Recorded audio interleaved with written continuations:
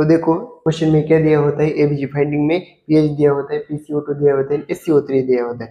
तो इस क्वेश्चन में पीएच की वैल्यू क्या है 7.2, पीसीओ2 की क्या वैल्यू है 50 mm of Hg यानी एससीओ3 28 milliequivalent per litre. And हमको अब डायग्नोसिस लाना है, रेस्पिरेटरी एसिडोसिस है या रेस्पिरेटरी अल्कोलिसिस है या मेटाबॉलिक एसिडोसिस है या मेटाबॉलिक अल्कोलिसिस है, विथ कौन सा कंपनसेशन है, मेटाबॉलिक है या रेस्पिरेटरी। तो अब देखो फर्स्ट स्टेप पे हमने क्या देखी थी, पीएच देखना है। तो इधर पीएच क्या है 7.2 that is less than 7.35 that is acidosis की तरफ जा रहा है। तो हमने सेकंड स्टेप क्या देखी थी, अब SCO3 देखना है सेकंड स्टेप पे एंड CO2 देखना है। तो देखो PCO2 क्या है 50 mm Hg, दैट हमने देखा है नॉर्मल रेंज का है 35 to 45 that is 45 mm Hg के ऊपर है, तो ये एसिडोसिस की तरफ जा रहा है। अब ये SCO3 की रेंज क्या है 22 to 28 milliequivalent per litre. तो SCO3 इधर कितना दिए value 28 milliequivalent per litre है, ये नॉर्मल में आया है वैल्यू। तो हमने देखा है पीएच भी एसिडोसिस की तरफ जा रहा है एंड PCO2 भी एसिडोसिस की तरफ जा रहा है। तो ये कौन सा एसिडोसिस होगा, रेस्पिरेटरी एसिडोसिस होगा। रेस्पिरेटरी क्यों, क्योंकि PCO2 बढ़ गया है इधर, तो ये रेस्पिरेटरी एसिडोसिस होगा।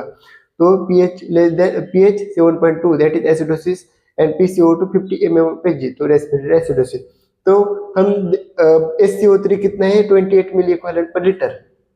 तो मैंने आपको इसलिए बोला था ऑप्टिमम लेवल याद रखो, क्योंकि हमको जब कंपनसेटरी मेटाबॉलिक या कंपनसेटरी रेस्पिरेटरी होगा तो आइडेंटिफाई करने के लिए हमको ऑप्टिमम लेवल भी मालूम होना चाहिए। तो ऑप्टिमम लेवल क्या है SCO3 की 24 मिली इक्विवेलेंट पर लीटर है। तो इस क्वेश्चन में SCO3 की वैल्यू क्या दी है 28 मिली इक्विवेलेंट पर लीटर दी है। तो 24 मिली इक्विवेलेंट के ऊपर है ना 28 मिली इक्विवेलेंट पर लीटर, तो ये कहाँ जा रहे हैं, तो ये अल्कोलिसिस की तरफ जा रहे हैं।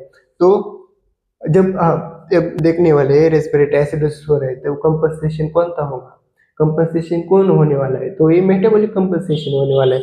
तो देखो SCO3 28 milliequivalent per litre, तो कंपनसेटरी मेटाबॉलिक होने वाला है, क्योंकि SCO3 का ऑप्टिमम लेवल क्या है 24 मिली इक्विवेलेंट पर लीटर है, 24 के ऊपर है ना 28, तो SCO3 की जो लेवल है वो बढ़ गई है, तो ये कंपनसेटरी मेटाबॉलिक होने वाला है। मेटाबॉलिक क्यों, SCO3 क्या है मेटाबॉलिक है। तो देखो आंसर क्या है respiratory acidosis with compensatory metabolic.